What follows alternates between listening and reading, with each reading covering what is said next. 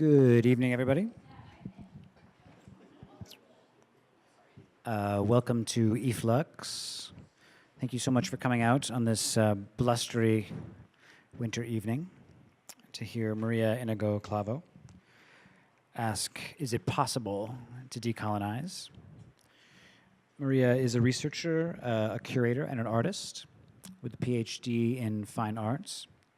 And she's also a postdoc in Sao Paulo. And in lieu of a longer introduction, I'm going to read a section of her essay from the May 2016 issue of e-flux Journal, issue number 73, an essay called Modernity versus Epistemodiversity, which is a really excellent essay. And I don't know if it's ever possible to say things are ahead of their time, but it's an essay I wish people would read now. This is from the sort of middle section. In the 1990s, Nestor Garcia Canclini spearheaded a debate on Latin American modernity from a cultural studies perspective. Although many countries in Latin America produced their own forms of intellectual modernism in the 1920s, and in many places this was a very splendid moment, even protagonists of Brazilian modernism, such as Oswald de Andrade and Rio de Andrade, no relation, admitted that these movements constituted only tiny minorities within illiterate populations living outside any process of modernization. Canclini's question was, can there be modernism without modernization? In his essay, Anthropophagy Manifesto of 1928, Oswald de Andrade explains how the Latin American swallowing of intellectual theories from Europe is an example of anthropophagy, the ritual that frightened Europeans the most. De Andrade argues that the ability to merge multiple cultures and histories is a peculiarly Brazilian intellectual strength. The manifesto also satirized Latin American thinkers who owe too much to 19th century European writers. De Andrade confronts these thinkers with Western myths concerning the savage and cultural misunderstandings of colonization and anthropophagy. As is well known, from the 1920s onwards, the concept of anthropophagus became one of the richest categories associated with Brazilian identity. After years of neglect, this category was revived in the 1960s and 70s under the pressure of military dictatorships and debates around dependency theory, which sought to understand Latin America's economic underdevelopment and its dependency on the United States. In the arts, debates raged across the continent. If our economy and culture has been imported from Europe, how can the South overcome this position of being a bastard copy of the North?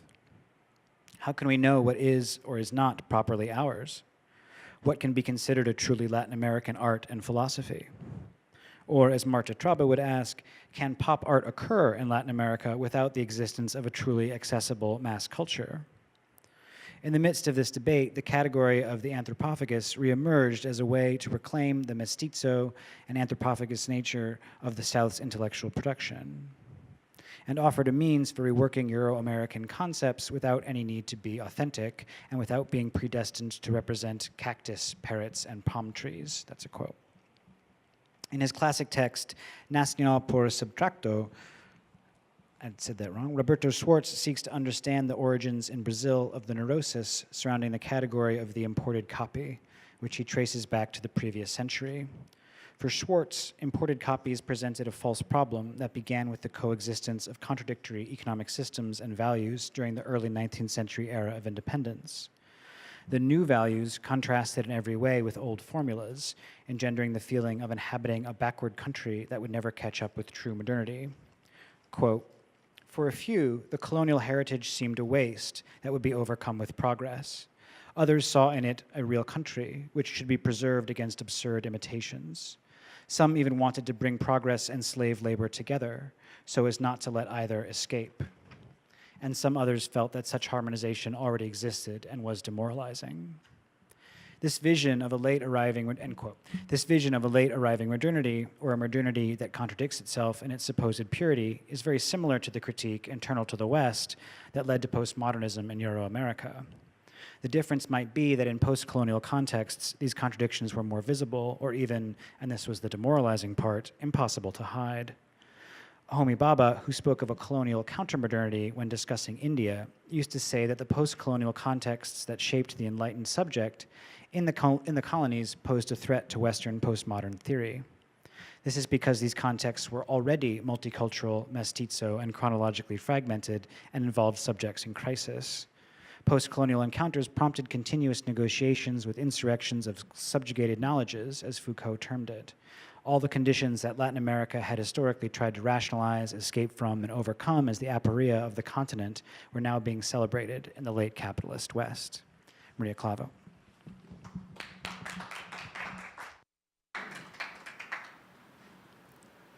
Thank you very much. Okay, I won't read the conference, basically because sometimes when I read in English, people doesn't understand. So I will speak, and I will use the PowerPoint. I would like to thank to Amal for all this time, the dialogue with her, for coming here and preparing everything, and giving me the opportunity to think something that is very urgent now, but at the same time is a little bit new for me. So I'm in the process of learning. So I would like to have this opportunity to share this with you and perhaps to have a debate, and any question or instigation will be welcome. It will be very helpful. Okay, I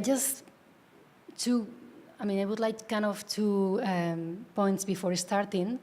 On one hand, the title, there is something missing in the title, is that all of the exhibitions I will speak about, they will be referring to the representation of history.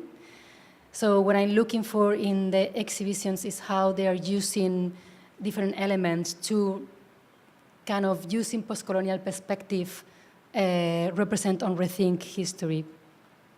I'm going to pass by different exhibitions that would deserve one paper in itself. So I just also want to apologize because I won't be able to go in so in deep with any of them. So I will just I will try to show you some highlights of what I think that the strategies of the exhibition are doing. If I have to start somewhere, I would like, I like the idea that something that was a pride of post-colonial theory, it was that they had, they could achieve a critique not from inside the modernity as postmodernism had achieved, but they were able to create a critique of modernity from outside. That's why they were saying, okay, post-colonial theory is allowing this outside.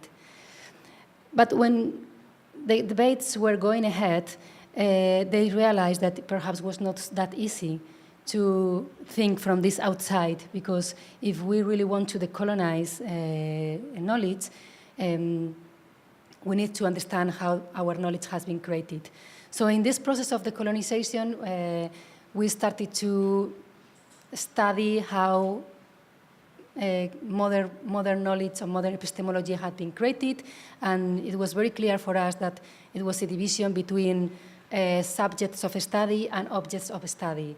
And this was considered for authors as Boaventura de Sousa Santos kind of like one of the more important colonial conditions of Western knowledge. So then we realized that perhaps it was not that easy. If there is one that are able to study others, and the others are kind of objectualized, and we are studying them with extractivist purpose. So is it really possible? It's really possible to decolonize? This was the question that arose in this moment. At the same time, in the museums and in the museum field, there is something that is happening simultaneously between Europe and Latin America. In Europe, at some point, realized that their museums were documents of colonization, and the collections were basically colonial collections. So they started to use contemporary art in order to rethink those collections or activate something new or overcome this condition. And in Latin America, especially in Brazil. At the same time, what happened is that contemporary art context and contemporary art museums started to realize that they could use ethnographic objects in their own exhibitions as a way of retelling national history of Brazil.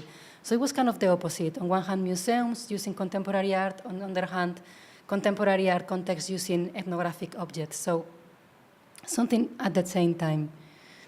And it's interesting, this dialogue between both fields, because contemporary art context, as we know, is very good prepared to respond questions of museums studies, as for example, why should unresolved conflicts outside the museum should be presented as resolved inside, which for us is very easy to reply to this question.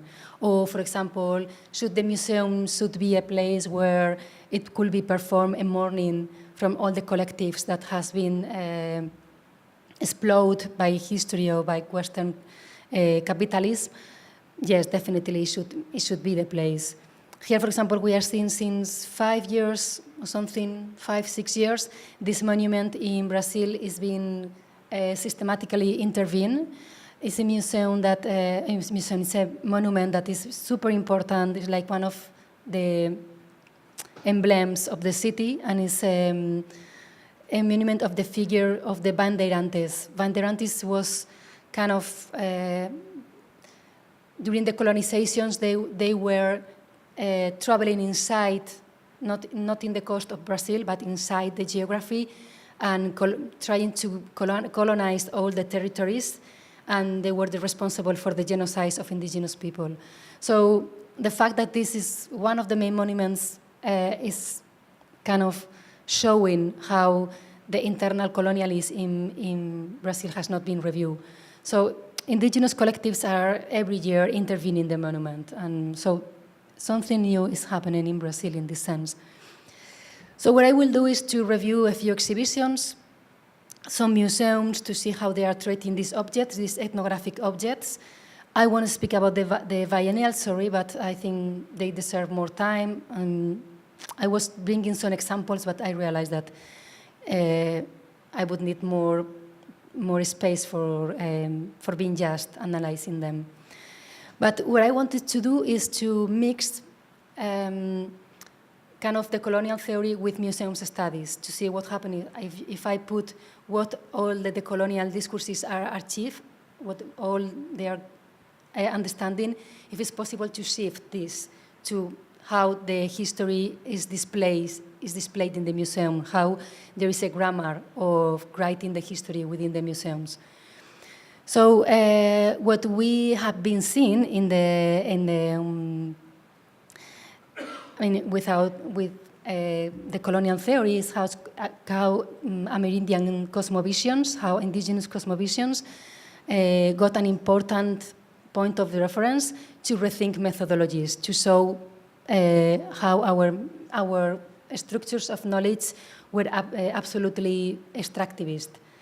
Because the logics and the grammar of and the relationship with nature that these cosmovisions had were very different. Well, we know about this, no?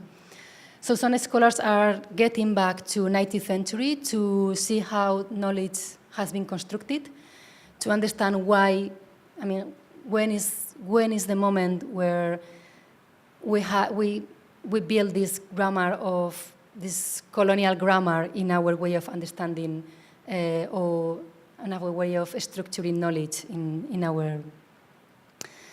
So Amerindian cosmologies and some concepts from indigenous cosmologies are being used as tools for destabilized our colonial epistemology. So it's kind of, they're allowing us to see how they had been,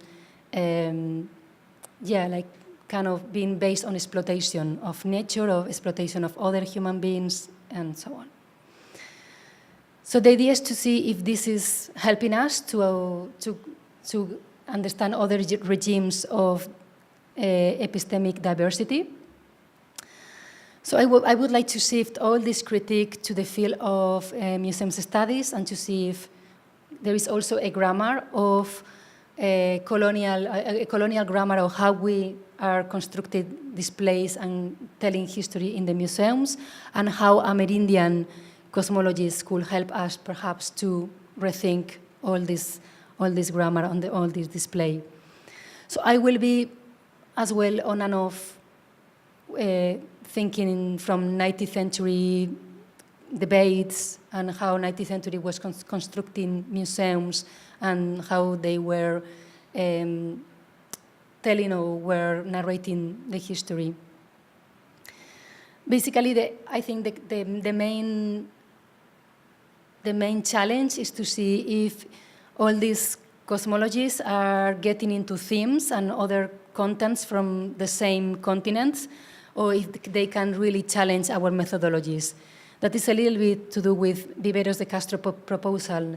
She was wondering if I'm studying indigenous cosmologies, then they should change my own methodology. What we study are challenging our own way of studying, or our own. And this is very important now because an overrepresentation of indigenous could get into an invisibility of them. So we know that representation in itself is a metonymia, it's metonymic, so it's very, it's like substituting the real presence of political struggle, and I think also it's interesting, for example, Lina Tuiwai, Linda, in 1999, in her book of Decolonizing Methodologies, she was also making very clear, showing how to hold alternative histories means to hold alternative knowledges. So if we change the way we think history and we tell stories, we are also challenging our own methodologies of how we structure knowledge. So this is something that is being linked. So in this case studies, what I'm looking for is symptoms. I'm trying to make a map of kind of a diagnostic. I want to know if these displays with artifacts in dialogue with contemporary art are helping to overcome colonial relationship, or they are enforcing them. Basically, it's to know if they are challenging our continents, our methodologies, or they are just other things, like, for example, in multiculturalism happened. And if are they helping us for this epistemic diversity, or are they just creating more things from the same structure? Okay, so I will do a small stop here, more theoretical, but basically I will be analyzing exhibitions. Okay, so we could start with this last Venice Biennial. Ernesto Neto was showing this artwork that was polemic because he brought a few shamans he created like an atmosphere or an installation, and within that he asked for these shamans to kind of bring some message about how Western culture is dealing with nature, and it's very clear how this could be, this could remind how European universal exhibitions were bringing Aborigines from the colonies as a way of explaining the achievements of the national projects. And it was a commission of 32 emerging and established indigenous curators that were reviewing how the biennial was showing indigenous representations, and they were quite critique about the way that Neto was instrumentalizing the presence of this indigenous in his installation. Also because it was kind of, it was not really a collaboration, it was rather like, they were part of an kind of scenery he wanted to create. And I think it's interesting because what is happening in Brazil is that post-colonial theories are coexisting. Very often the exhibitions that are trying to think in post-colonial terms, they are maintaining colonial positions. So how this is happening? And this is what I'm looking for. And that's something that is very kind of evident in Brazil is something that Western culture has been able to hide, or has been able to, it's something, in Western epistemology or Western culture, we have been able to create, to make compatible things that were not compatible, as for example, slavery or liberalism. The thing is that this was impossible to hide in Brazilian context. It's possible to hide in Europe but not in Brazil. So, for example, it was a lot of concepts created in Latin America as mestizaje in the 20s, that it was kind of inclusive concept, but the reality is that was denying the possibility of indigenous people to have their own specificity of their own identity. So it was a way of kind of banishing differences rather than making an inclusive policies.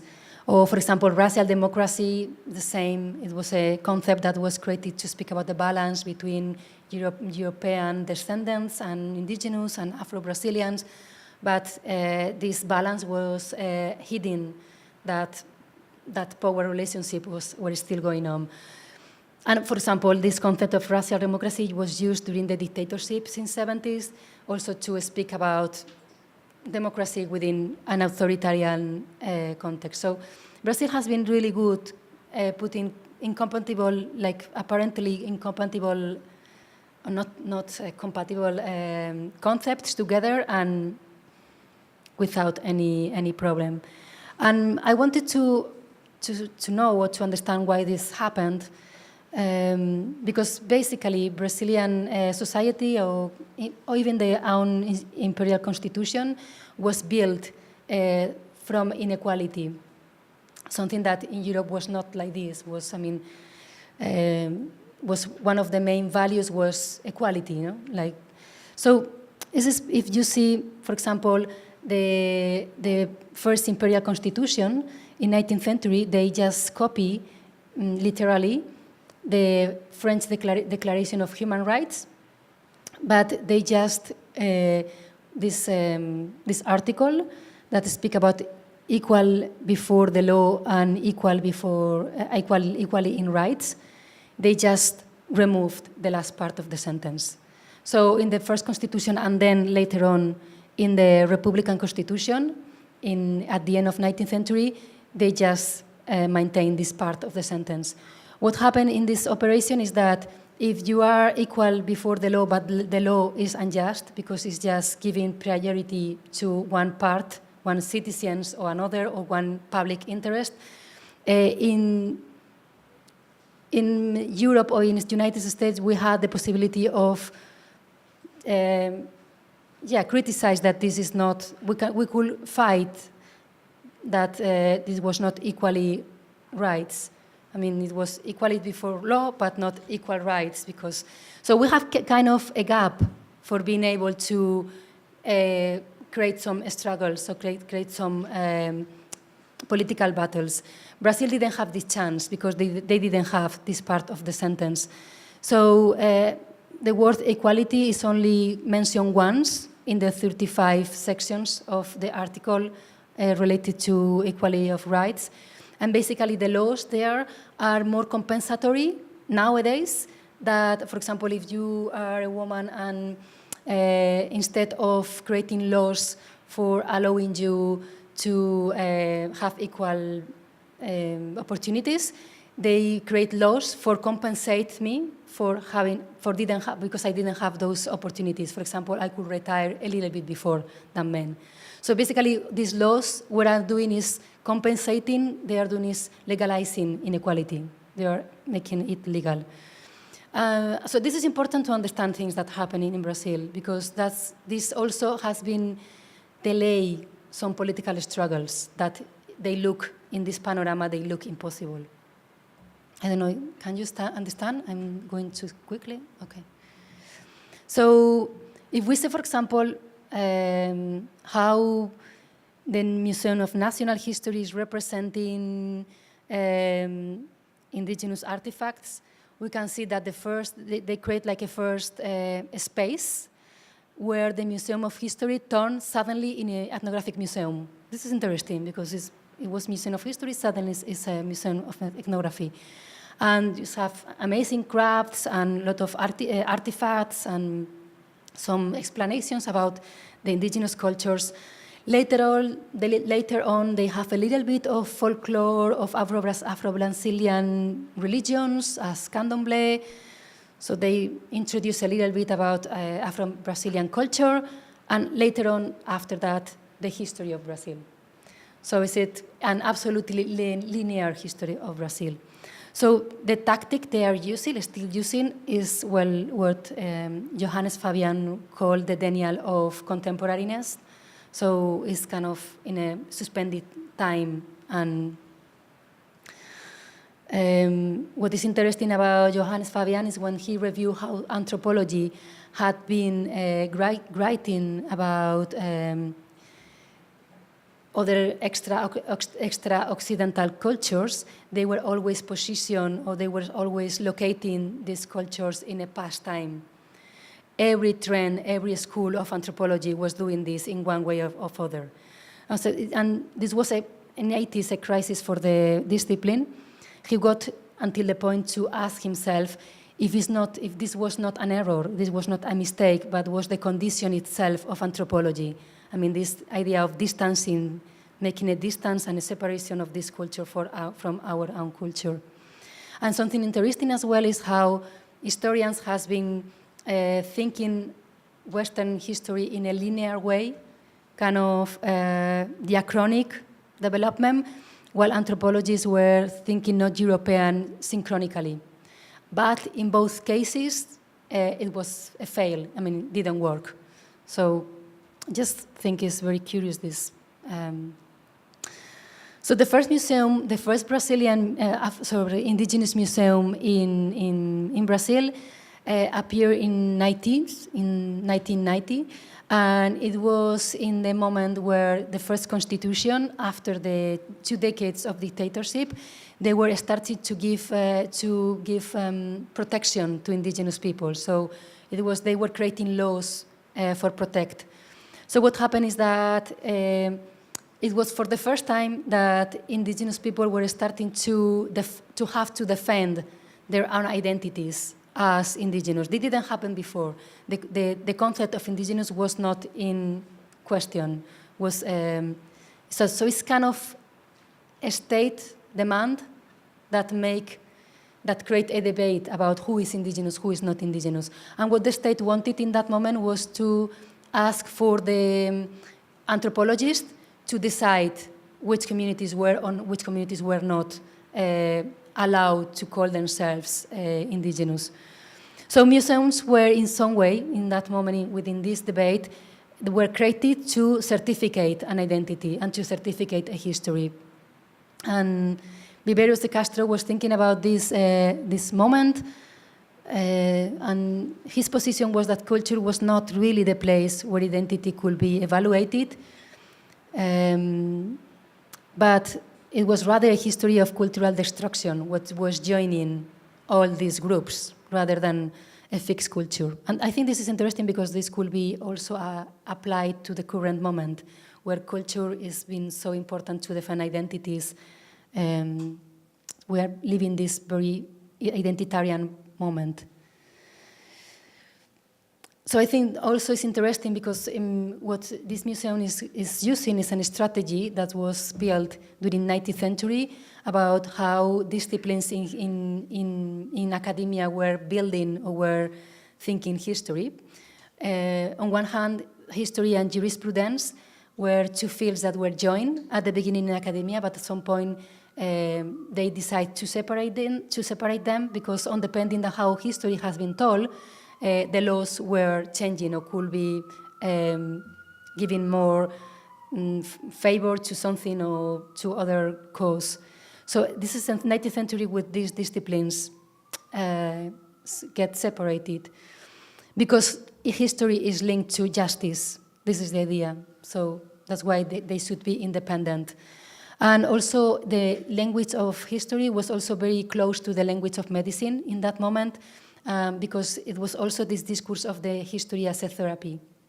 So this has to do with this as well, with how the Tikuna community is using the museum. So the role, I mean, the function of the museum is to certificate an identity, to create that this justice space for justice, history, and therapy, and at the same time to show the political struggle. And the political struggle of these communities basically is focused on demarcation of land. You say demarcation as well.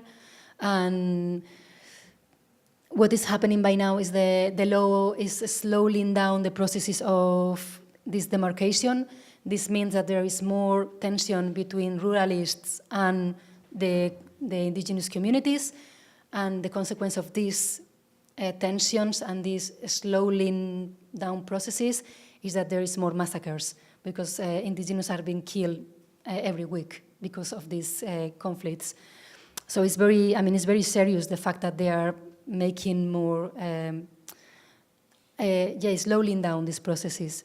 And I like this quotation of Komi Baba, that he's looking for the etymology of the word territory, where earth, land, comes from terra, but terrare is kind of frightened. So territorium is the place which frightens away people. So it's kind of just the own word of territory is linked to the fact of asking people go away. No?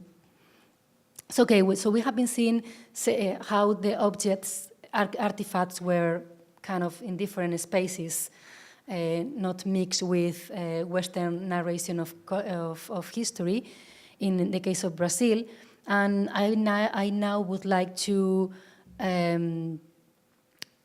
show what would happen if all these objects start to coexist and be together in the exhibitions. We have, for example, some experiences in Canada.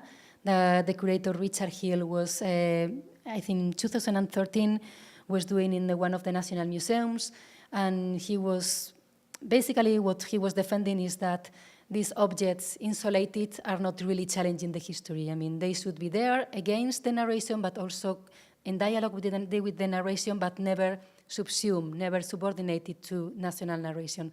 So this is the challenge, how to do this. Historias Mestizas was an exhibition of contemporary art that wanted to take this challenge. They use around 400, I mean, I think it's interesting how they are announcing the exhibition, these 400 objects from material culture, indigenous crafts, contemporary art, etc. It's interesting that the artwork of Ernesto Neto was located in the first time was located in this exhibition. And in this case, they made some ritual with ayahuasca where a privileged invited people could participate. So I think this is a very, this is a strategy that is very close to how multiculturalism was thinking otherness. It was kind of creating a benign other that we can learn about their wisdom or about their rituals, or we can turn them into commodities. In fact, here, this is kind of ayahuasca keep a place of therapy, of our own therapy. And at the same time, what multiculturalism did is that when this other was not that wonderful other of the wisdoms, and it was another that have some political struggles, it was called fundamentalist. So this is kind of the operation of multiculturalism. Historias Mestizas was divided in different sections that were related to maps, for example, or to trails and maps, masks and portraits. Neto artwork was within the space of rights. What is also interesting, there is another one related to labor. I think what is one of the main achievements, what they were acknowledging, I mean, the history of African diasporas within the national narration, and that they were using art and artifacts in the same level. So they were not creating a hierarchy between contemporary artwork and and craft, for example. But what happened is, for example, in this space, this is the space that speak about masks, where they had sequences of photographs of slaves and nurses and African masks, royal portraits of the Emperor Pedro II, as well as portraits of mestizos intellectuals, contemporary artworks, paintings of colonial explorers, all this together, creating interconnectivity and creating kind of relationships. I think this exhibition was a very good portrait of how Brazilian elite is representing otherness, is representing their own. They could represent themselves as others. That has been a very strong tradition in Latin America as well. It's kind of coming to Europe or to the United States, proclaiming them as others. Brazilian Varejão, for example, is representing herself here as indigenous, for example. Or, for example, in the exhibition always it's been very clear in different moments how Brazilian elite is taking these objects as part of a folklore of the city, of the country, in a romantic vision. Of they also could have like kind of solidarity with the victims, representing them. But what the exhibition didn't do was to show the agency of these collectives. And that's why I think it was a good portrait of which one is the place of these collectives within the national history.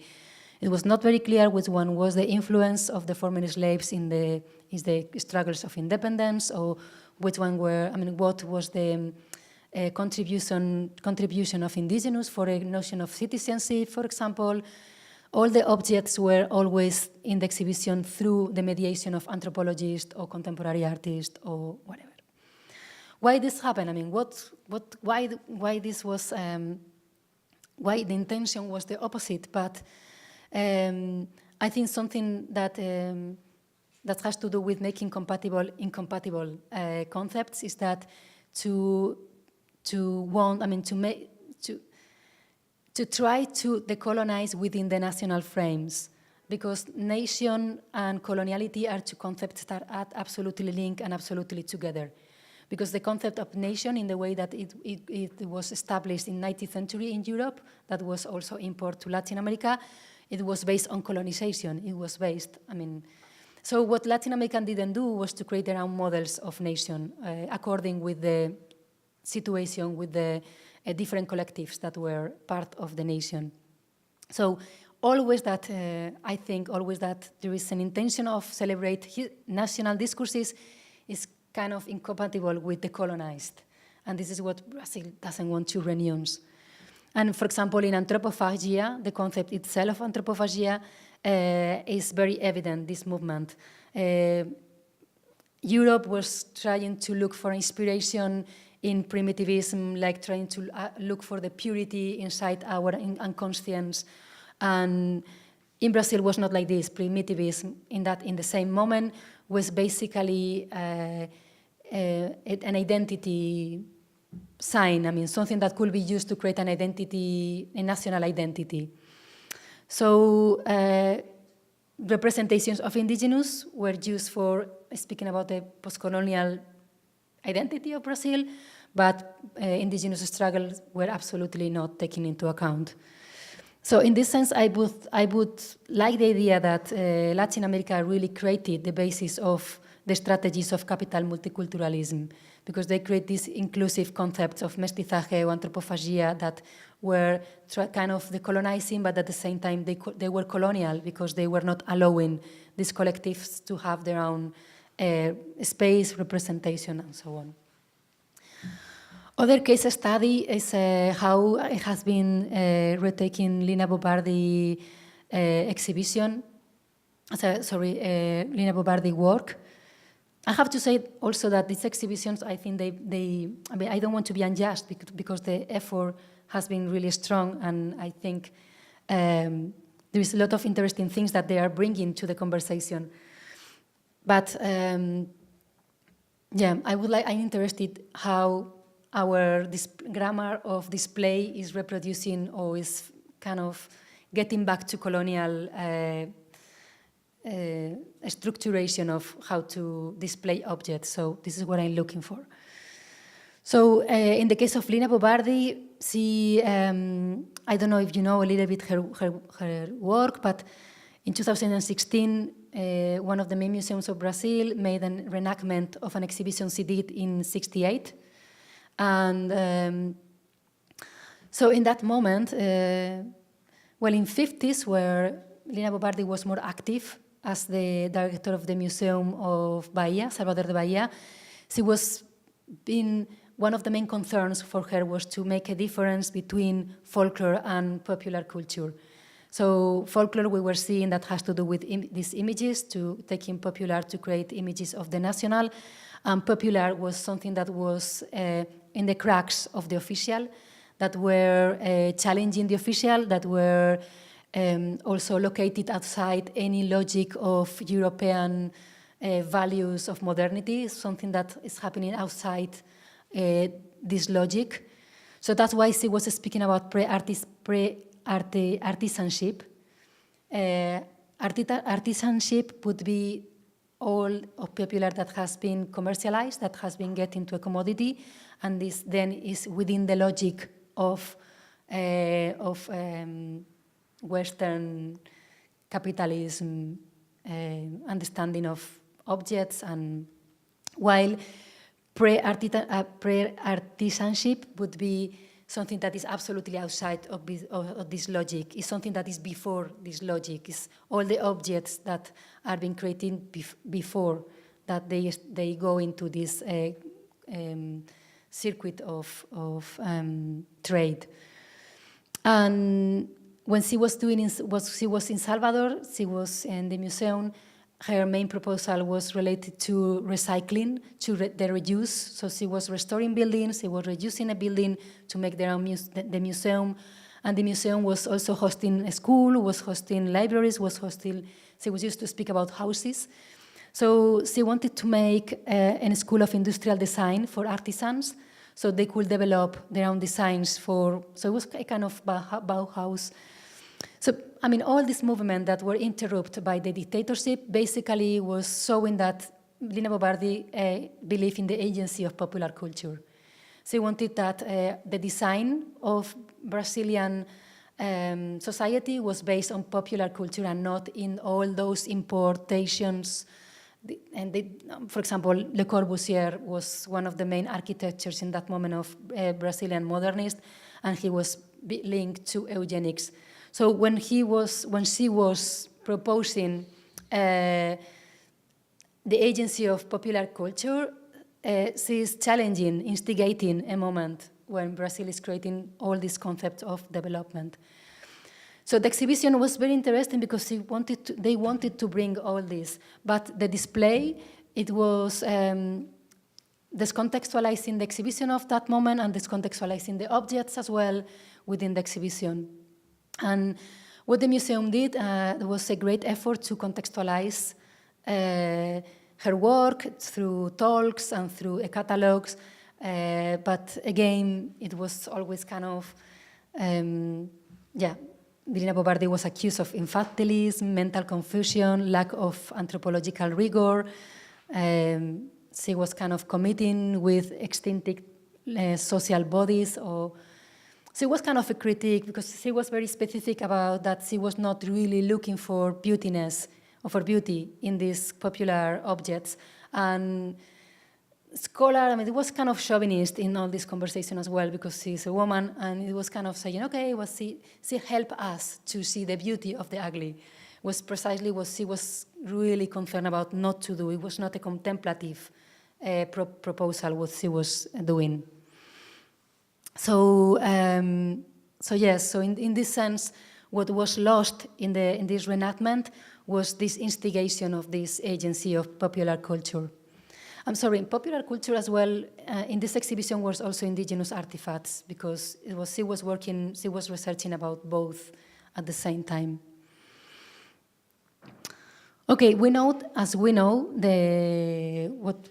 the last years, I mean, especially since Bruno Latour reconceptualization of agency of objects, we have been seeing how the conversation of the agency of nature has been grown. All these theories also with Viveros de Castro, what did is to get inspiration of Amerindian perspectivism to understand how objects has their own agency. And for example, in the case of Viveros de Castro, he was showing that for the Amerindian cosmologies, to know an object is not to objectualize, but is to take the point of view of the object. So this means subjectivize, rather. So this also was a methodology that wanted to challenge our impossibility of not studying something and making it as an object. So all this inspiration of also animism was bringing the idea of not fixing identities, but that life was a constant process of becoming. And nature, that's why it was a place and that has agency, that could communicate with us, and were a place of enunciation. We know about this. There is so beautiful, I won't go over in deep with this, but there are super interesting concepts in in the Mayan cosmologies in Central America, that is Winak, that is person, is people. That doesn't mean that is human. Something could be personalized, but not necessarily this means that it's getting a human. It's just a process of communication in which you give life to something, and this is giving life to you as well in that communication, as far as I understand. And all these theories were also joined with climate change struggles, so all the Amerindian struggles with the climate change struggles get more and more solid, the present of these theories. And I wanted to challenge them a little bit through Vanessa Watt's work. She is a Canadian Aboriginal Anishinaabe scholar, and she was showing how in this movement of reconceptualizing the agency of nature, what Western epistemologists or Western theory was doing is to create a kind of subordination, okay, we acknowledge the agency, but at the same time, we put it in a hierarchy, not in the same level as humans. So it's kind of domesticating nature or animals that has an agency, but is not as human agency. And in the fact that we have to elevate them to our status is also reinforcing the authority of Western and human and anthropocentric position. So she's saying the controversial element of agency is often relegated when applied to not humans, thereby keeping this ontological divide intact. So it's not challenged again.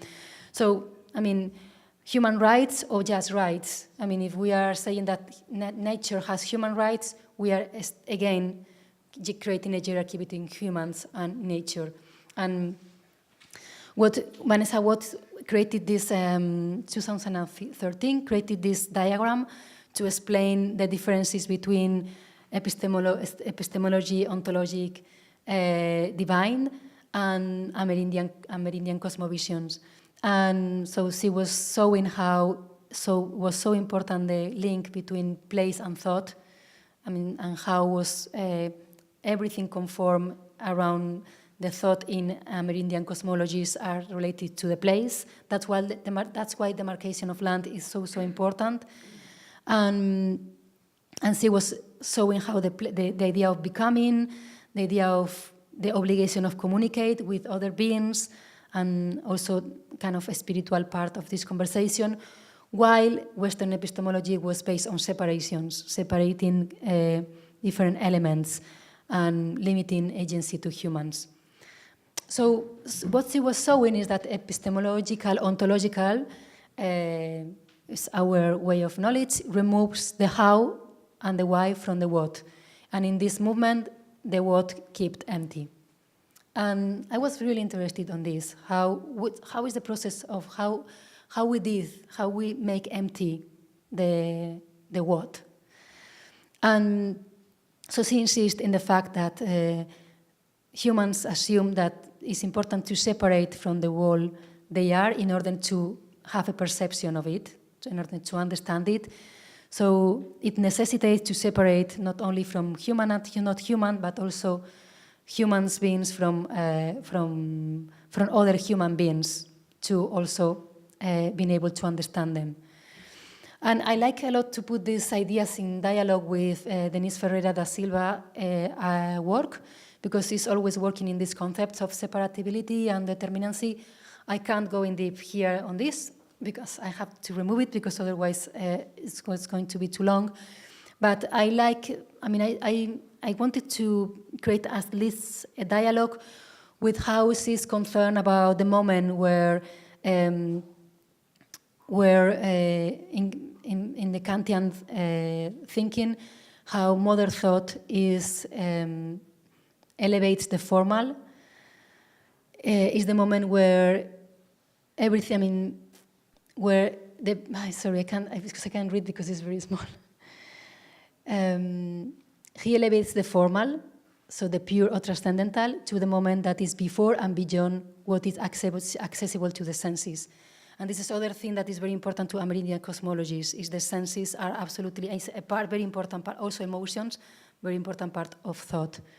And where Kant, for him, the highest moment of cognition is related to abstraction and reflection.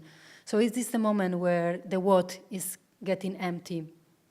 Susan Book-Morse has another text that she was showing the process in which aesthetics that was also losing the contact with senses.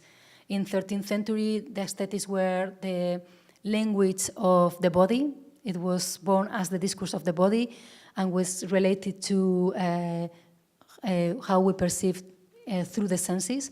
But in 19th century, this was absolutely detached from senses and from reality, and it was rather, aesthetics was rather from the field of imaginary and not real life. So it was kind of related to culture and to art.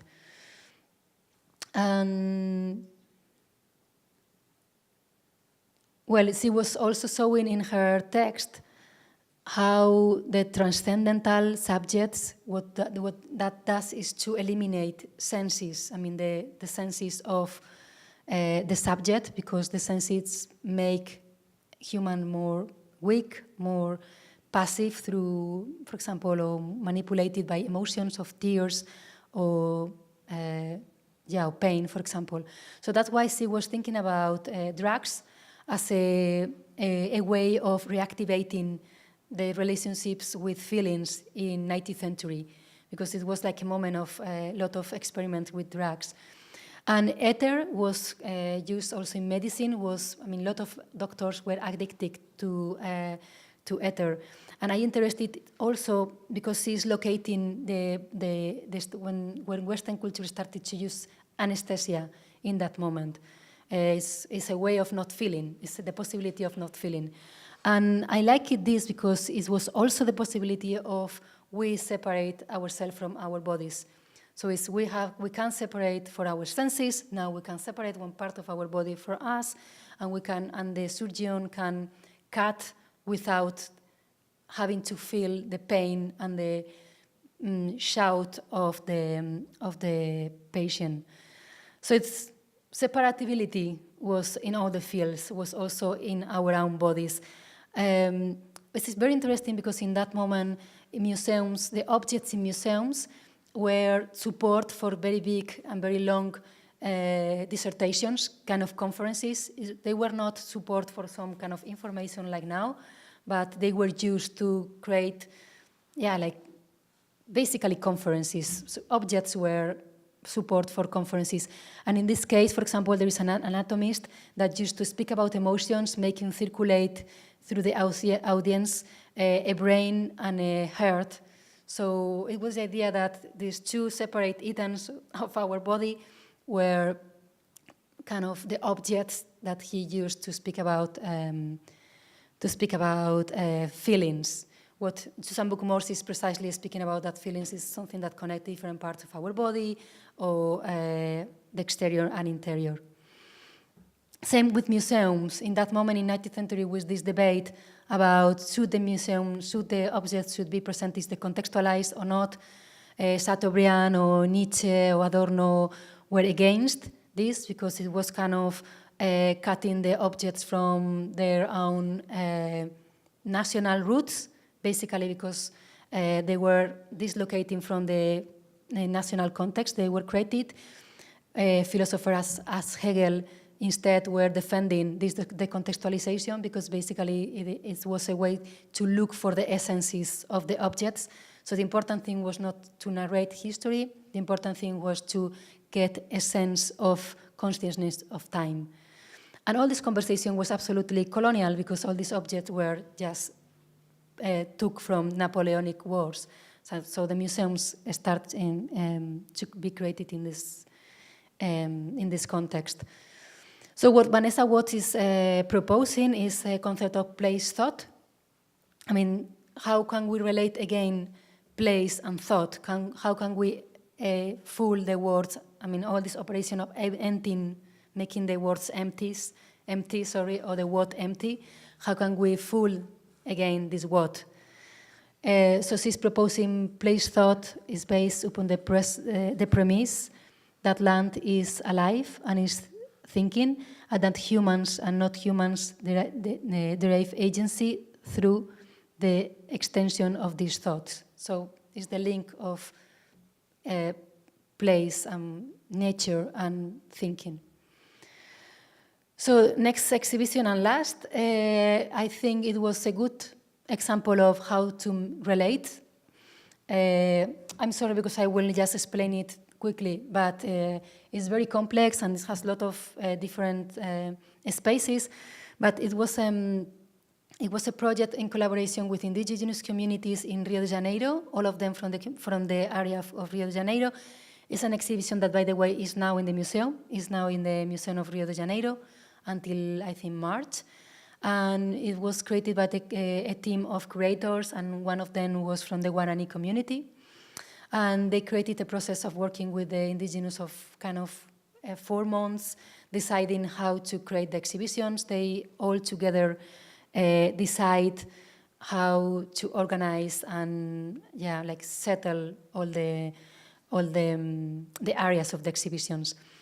I would say that this is happening in the moment where Brazil is creating a project of changing academia through projects called Encounters of Knowledges, where indigenous are invited to the universities to give lectures, or Afro-Brazilians are also invited to explain about history of Afro-Brazilians. The idea is that this in long term could be turned into departments of indigenous studies. We can discuss about this later because it's also problematic. But it's in the context of this transformation because the aspiration is that, for example, medicine will be changed through Amerindian understanding of medicine. So the curriculum of the academia will be changed. And so it's within this context that this exhibition could happen. The title is Dayawa Tapora, that means in Guarani, it's like a process of exchange where you don't know what could happen, and it's not very important, the result, but the dissent is the starting point rather than the consens. And what they all together decided is to divide the exhibition in 3 parts. One were the cores, the kind of cores, núcleos in Portuguese, of the 4 communities that were involved in this process, that Pataxó, Puri, Guarani, and indigenous in the urban context. Other part were the stations that were kind of subjects that for them were important, like trade, nature, education, art, women. And the last part was related to history. That is interesting for this talk because they were basically they based the narration of history through books, scholar books that indigenous communities are using to teach history to their students. So here we have, for example, the core of indigenous in urban contexts. it's interesting because they were showing some struggles of political struggles in the occupation of buildings that took place in 2006, where different indigenous community wanted to use a building that was the old Museum of Indigenous.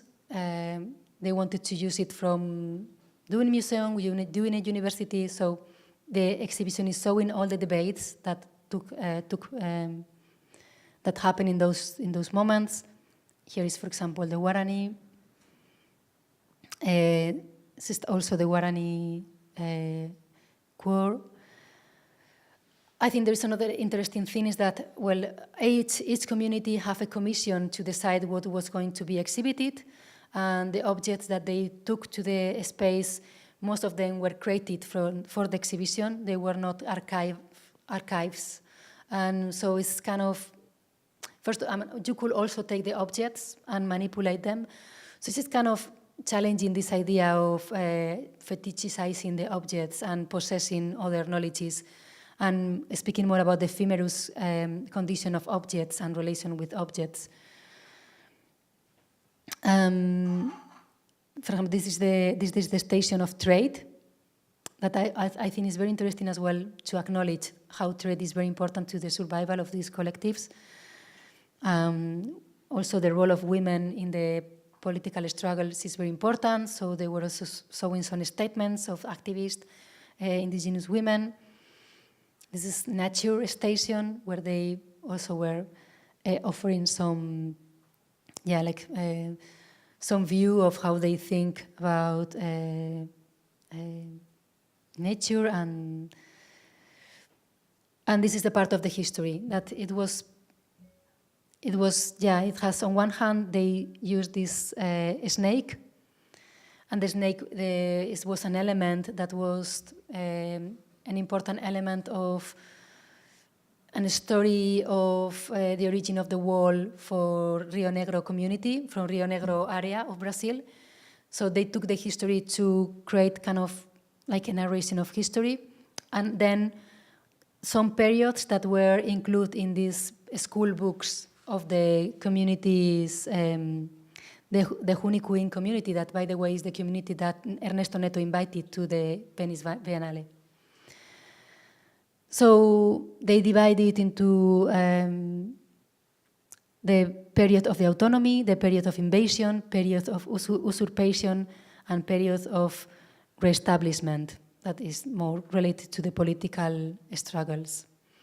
So the opening of the exhibition and the public program was related to land demarcations, and it was absolutely occupied by the indigenous community.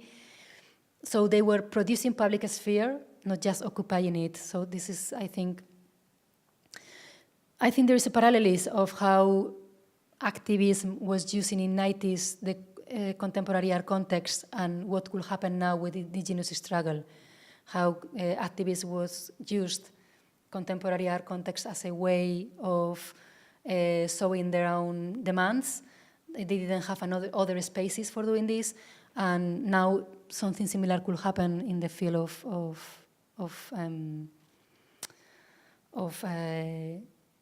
contemporary art and indigenous battles of struggles. So, okay, how to finish, how to follow up? Because, well, I'm sure you have thoughts about these exhibitions. Just to summarize, just wanted to make a small summary that we were seeing in the National History Museum, the denial of contemporariness, or how a Museum of Indigenous was looking for identity, history, and political struggle, how mestizo histories were using a benign other, kind of folkloric, without acknowledging kind of agency. Or, for example, La Mão do Povo Brasileiro from Brilha Bobardi also was taking the agency of the popular was rather turned into a collection of objects to be contemplated. And this exhibition, Da Jaguá Taporá, was creating, or at least starting an interlocution that in Brazil is really, really urgent. Because, I mean, these spaces doesn't, it's the first time that indigenous people can collaborate with an institution. And okay, which one would be for me the challenge by now to think how to follow, how to finish, how to... well, Lina Tuiwai was speaking in her decolonizing methodologies, was explaining how the communities, the Maori communities, are between their own knowledges and the knowledge, the Western context. This means that they need to confront, they say here, side by side, our history under Western eyes. That means that there is like an account, an important task of retelling their own history within the Western frames that has been always exclude them of the history or of knowledges.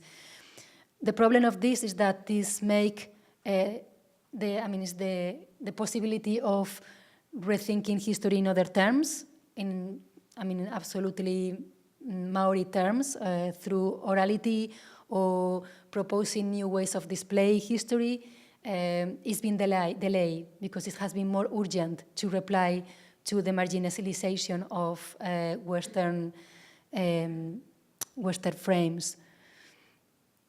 And this has to do with this idea of culture in quotation marks that Carneiro da Cunha, that is a Brazilian anthropologist, was using, because it's obvious that the Ticuna community is using Western ways of understanding history and Western structures of confirming their identity, that is using a museum. And Carneiro da Cunha was showing that for indigenous community, they very often didn't translate the word culture. They used the word in Portuguese, not in their own languages. And this is the symptom of how they make a differences between what culture is for us and how they use this notion for example, getting grants or having a visibility within an international conversation of human rights. Or so for them, culture means taking part in a Western conversation. While their idea of culture they have is not necessarily linked to this.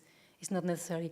So they are between both places, and the main danger or the main risk of being always working in this place for retelling history or cosmologies is that we could be reproducing what it has been called epistemological counterpoint, what means two people is playing, but one person is marking the rhythm that is Western frame.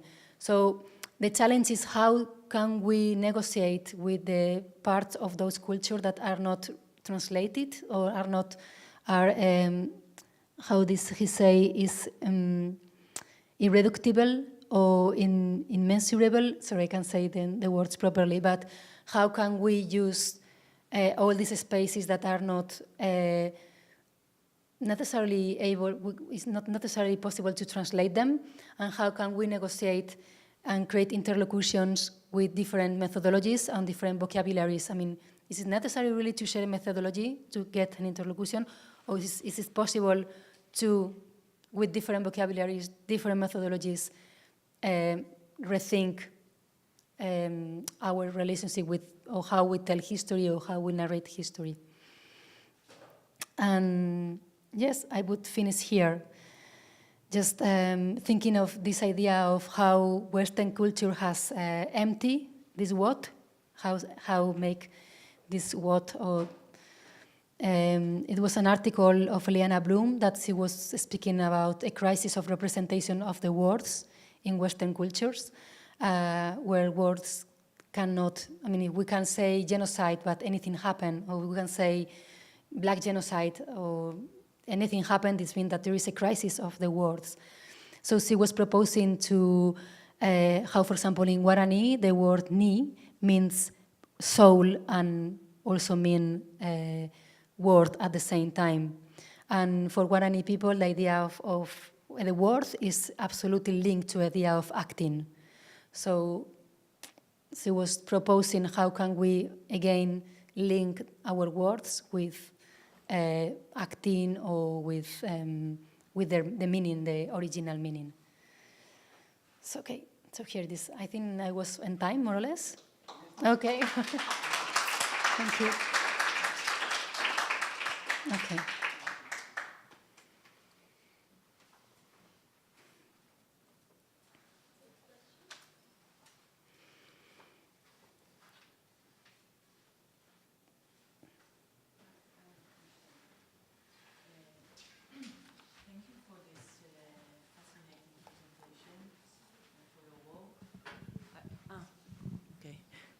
Thank you for this presentation. It was fascinating for me.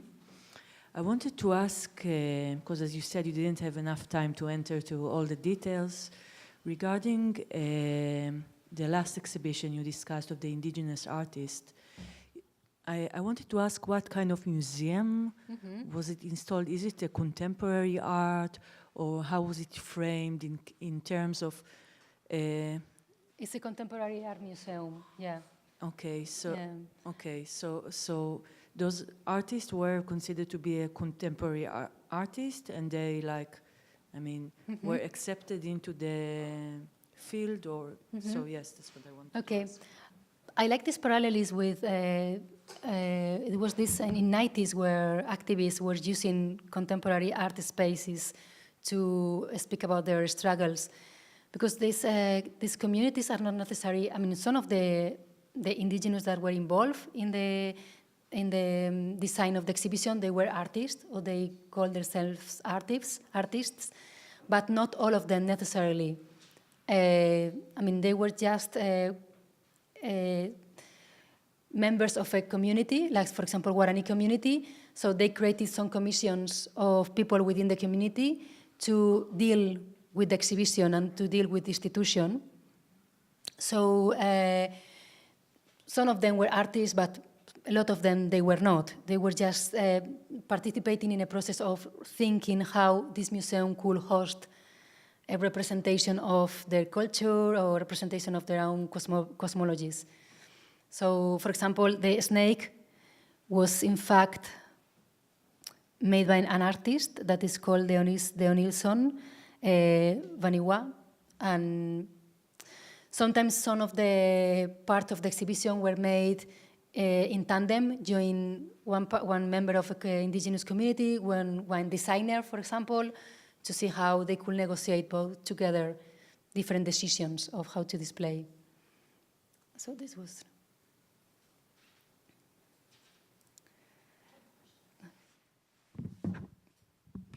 Thank you so much for your really interesting talk. I'm just wondering, though, if the question is about methodologies and vocabulary, can museums and galleries, as we know them, even host these kinds of shows? Because the very architecture and modes of display are completely informed by Western epistemological understandings, right? Yeah. Yeah, I We think need to take them outside, or they need to be in some sort of completely new space. within those spaces.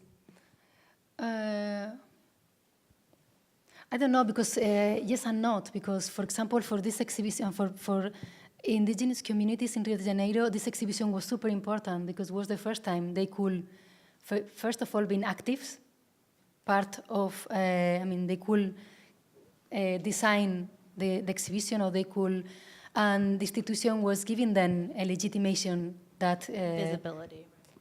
That, but I understand what you say, and it's... I think it's, I mean, the main question is this exhibition really challenging the structures or not? And What do you think? what I think it's a very big step. I understand it's a beginning, it's a first See, gesture. and I think that we are in a moment where the most important thing is the kind of interlocutions, of dialogues we are able to create. This is, I think, what is in the stake. And I think that my wish or my own interest would be how challenge the own display. I mean, how can we... How they what? The own display. Undisplay? The display of objects or history. I mean, how oral history could rethink absolutely how a museum is showing history. Perhaps through orality or perhaps through other. So for me, it's like the next step would be, yeah, like how to be very, how to look for these methodologies and to create other displays that are the more as possible coherent with these visions of the wall or with these visions of.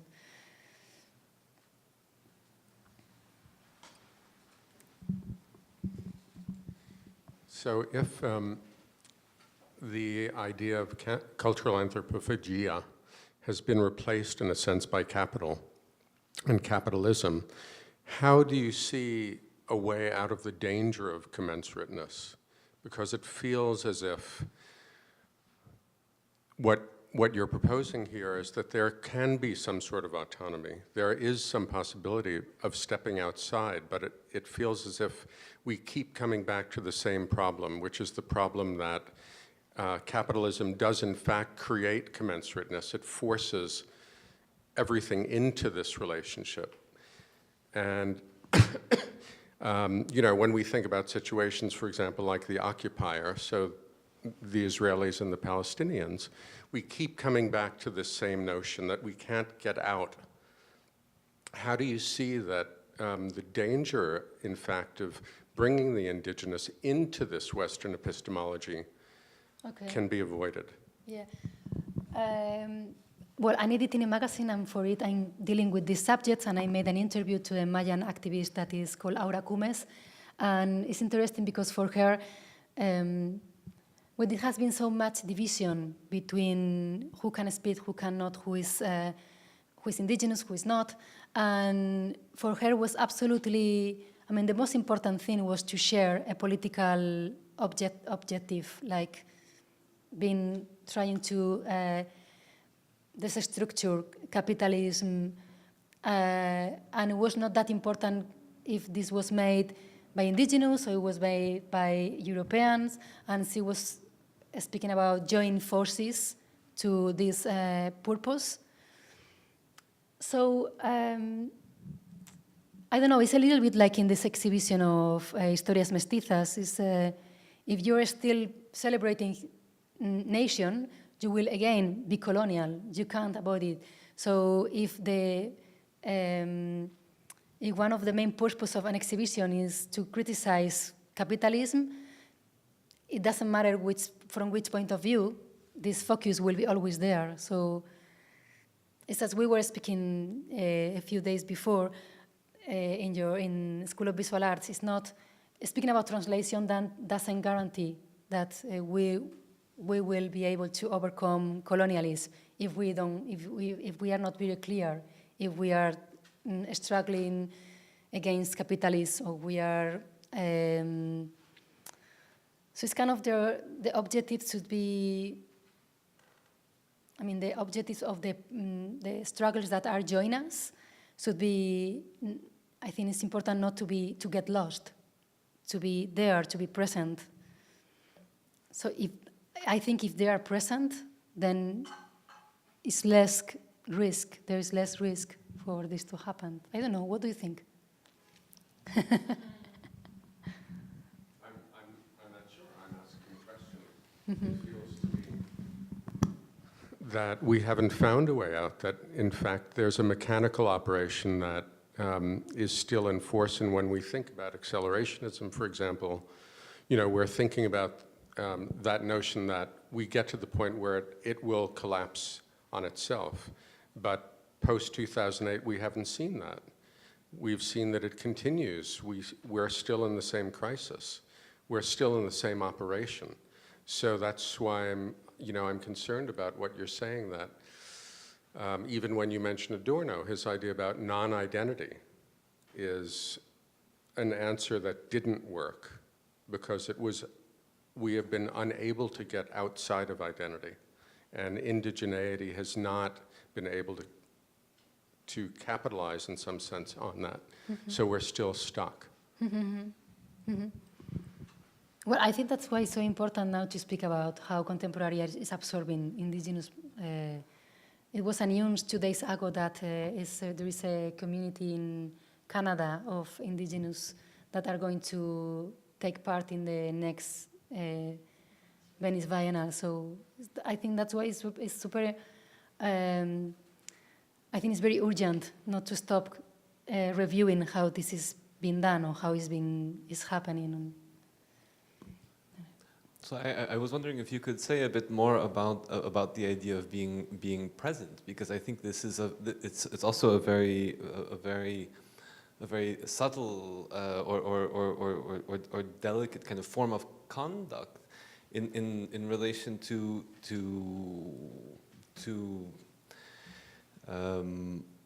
the kind of prospect of a very clear or total ethics. I think it was very interesting your question of whether the museums are completely compromised, right? Whether they're too compromised to be able to do this work in. But then, if you accept that they are compromised, then you say, well, so it's not possible. It's not possible to do this work. We should really just go back to doing sort of high colonial exhibitions. No, it's kind of clear that the choice is already made in some ways.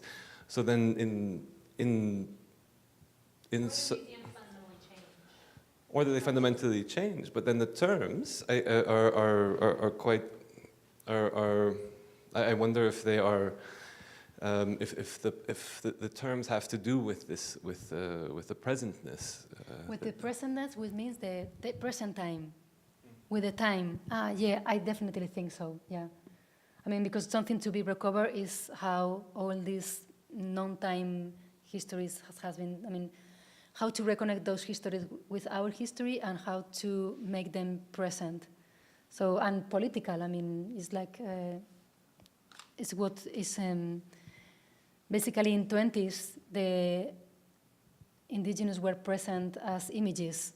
So now it's very urgent that they would be present with their own political struggle. So, I don't know if I reply because I'm not sure if I understood completely the question. But I read an article about a collective in Canada of indigenous contemporary artists. It was a young generation, and that actually one of the curators of the exhibition of Rio sent me. And the main point of the collective was precisely to get the space with no conditions. I mean, to avoid reproducing kind of instrumentalization of these collaborative projects. So that the main thing they were negotiating was precisely having absolutely, how do you say, a white check, to do whatever they think they should do in the space. I don't know if this is the answer, and I also think it depends. There is strategies, strategies that work very good, and I mean it's very difficult to generalize, because on depending what they will do in this space, perhaps it will work or it will reproduce again contemporary art dynamics. But I think something interesting of Jimmy Dorhan polemic, because I think, for me it's like, okay, I'm not sure if I'm against or in favor of. Just the text that were produced for it was super interesting, and I think we are living a moment where reparation is important, and this debate means that this is on the stake, that there is a process of demanding reparation. But it was also something that for me was surprising, that is something overlooked, it was not really present in the text, is the relationship of art field with reality. I mean, what was crossing there was how art is using identity signs, so it's using, it's creating values, so it's trading with identities of values or objects, and how this cross with the sensibility of a community that is struggling for their own rights. And this is something that was not really very clear in the debates. That's, so there is a, how you say, art wall is sometimes friction with real sensibilities, because something that works very good in Kassel then is something obscene in another context, because in Kassel everything is okay. It's not threaten reality. So I just was very surprised this was not part of the debate. And also, getting back to your question, I think because I've been involved in some projects related to coloniality in Spain, so we were working with people that was more close to activism or trying to put together activists with social workers, with lawyers, with contemporary artists, and the conversation was super difficult. I mean, it was an absolutely untrust relationship between all these agents with contemporary artists or with contemporary art field. And the agendas are super different as well. So I think it's something also to think about, how these fields are, how art relates to reality. I just had a question about where these exhibitions were taking place, because I think the context of New York, there aren't any reservations for native or indigenous tribes to actually have that space without conditions, so to speak. So I'm wondering, what would that look like, I guess, on a reservation or a space that was without that those barriers to cross? Do you mean, for example, the Makuta Museum? Any of them? I'm just. Yeah. Were they all on colonial land? I mean, not indigenous space. So you mean a museum like this? Well, it's interesting because the museum reproduces strategies of Western museums. For example, they use, I was very surprised about this because they use a lot of anthropology. They use a lot of anthropological artifacts. And ethnographic artifacts were created by ethnography, so it's not something. And I thought it was going to be more radical in this sense, but they use from different fields, as anthropology, for example, and that's why it's important, this concept of epistemical counterpoint, because they need to be. I mean, this museum is part of their political struggle in Brazil. It's that culture with quotation marks. It's not, perhaps it's nothing to do what they think about what this culture is.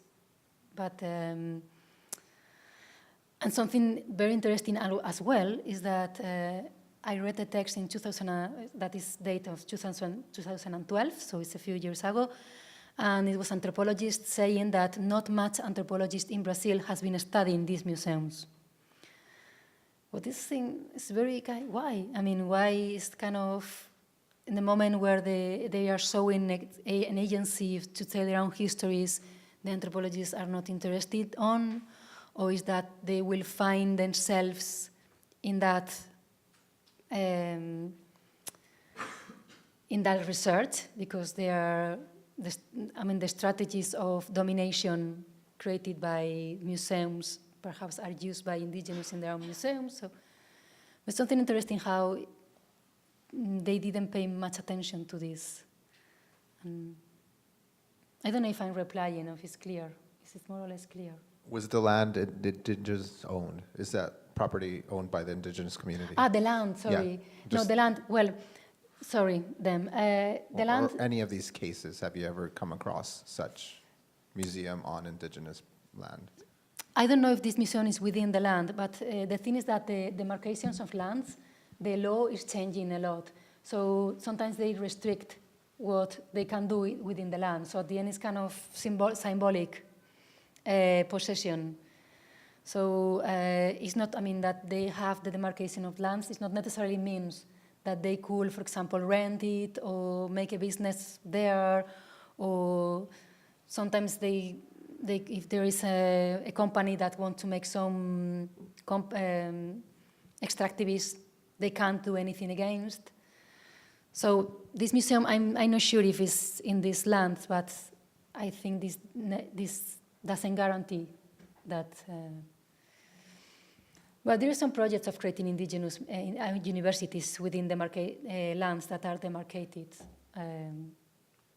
but not sure what will happen. Hi, my name is Zhu Tong. I'm from Taiwan, and I'm also working on and study on similar projects called Political and Epistemical Justice in the Practice of Decolonizing Taiwanese Contemporary Art, which I just presented at Anthropological Association. So I really appreciate your speech. It's really also like really informative and intense. And It's intense. For me as well. I removed so many things, you can't imagine. yeah, I understand. I really want to look into more of your research. And I want to also ask the question about indigeneity, which is in two aspects. One is that the concept of indigeneity, which travels around the world, and how do you see it in this in its global context? And the second question would be, how do you think art in this post-humanist era, which is continuing having conversation with the sociological or anthropological academia theory? How do you think of that? How do you think how art itself, because you've also mentioned about the pre-artistic or pre-art. Pre-artisanship. Yeah. Pre-artisanship. Yeah. So how do you think of this contemporary art in conversation with the anthropology or anthropology academia world? Thanks. Okay. I'm not sure if I understand the second question, sorry. So, yeah, about the first question, I think it's something very interesting. When I started to work in UK, I realized how important was all the time to fix concepts for Anglo-Saxon context. I mean, to fix the concepts, to say what means indigenous, what means people would used to ask me, is this decolonial or is post-colonial? And I was like, I never thought about this. I mean, just there is different concepts, and I just wondering how much this is a Western conversation about what means to be indigenous. Because as I was explaining in the case of Brazil, this debate started just because laws started to be helping or in favor of some rights for indigenous people. So the state wanted to be sure who was indigenous and who was not. And for example, Guatemala context that I know a little bit more in deep as well, because I was researching there with indigenous contemporary artists, that in fact I saw an image of one of them here.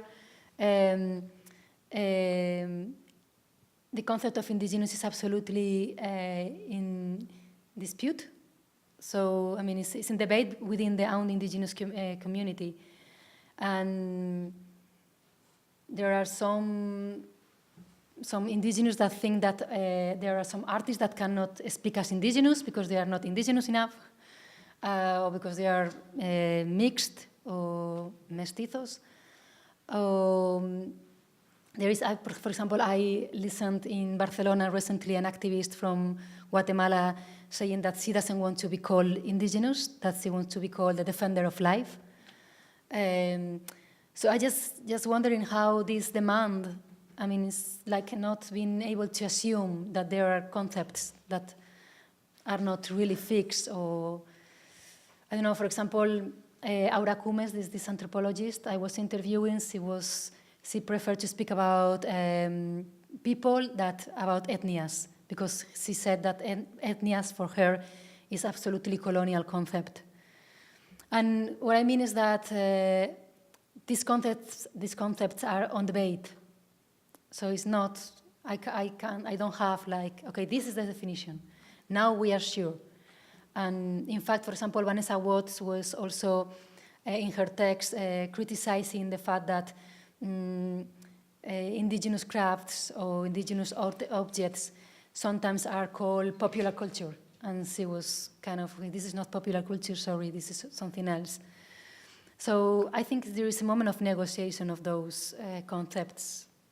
And perhaps it's a challenge for us to assume that we cannot fix them And the second question, sorry, I couldn't understand. I don't know if you want to repeat. I'm fine.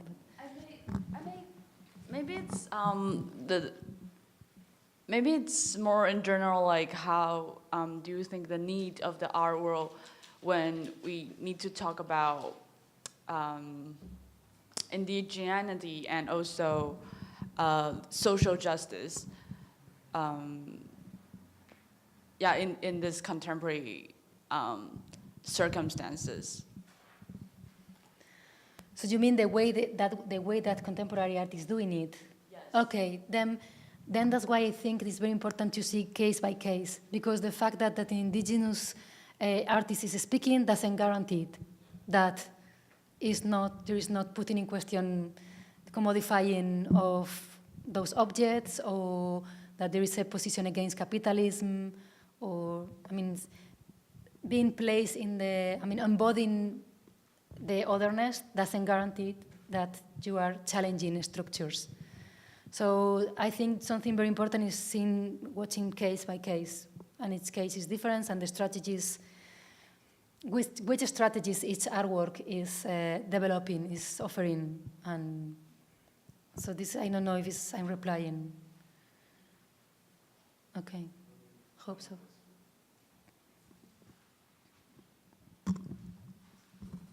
Hi, thank you for that really wonderful presentation. Thank you.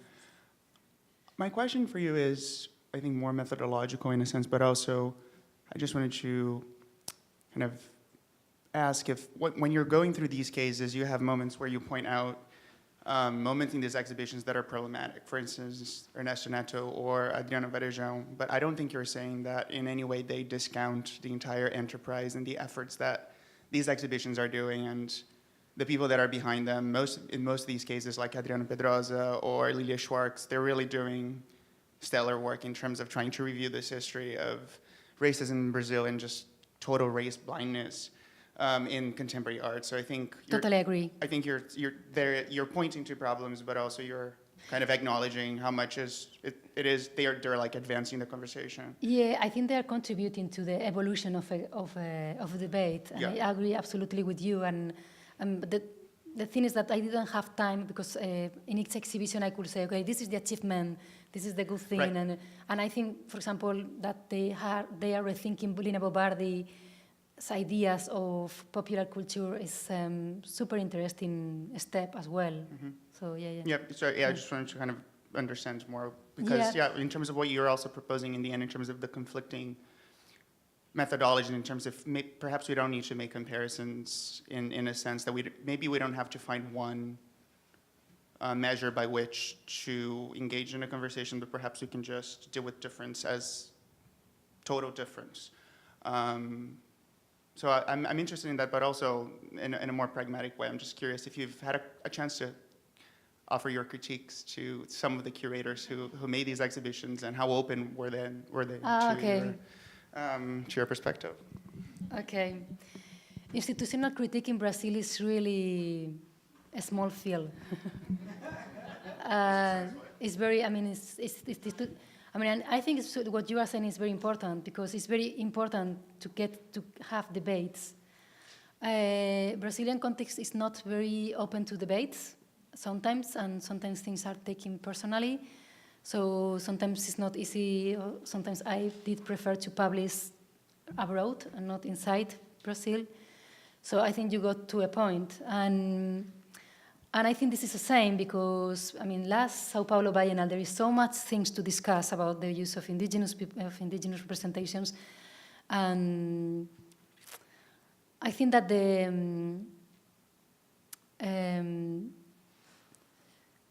yes, perhaps the fact that there is not an institutional critiques like really established in Brazil is a symptom of how critique is understood as an attack. So it's a field that is, it's basically people that is within the education field of the museums. They are the ones that are starting to open this conversation, because they are, the moment that they have to show the exhibition, to prepare all the activities, they start to create more critical approaches to the exhibitions. But yeah, definitely Brazil needs to open a space for this. And it's super urgent because there is so many things to discuss and they could be in an absolutely constructive way. So, yeah. Thank you so much I for will your talk say more and your things. generous responses. Okay, thank you.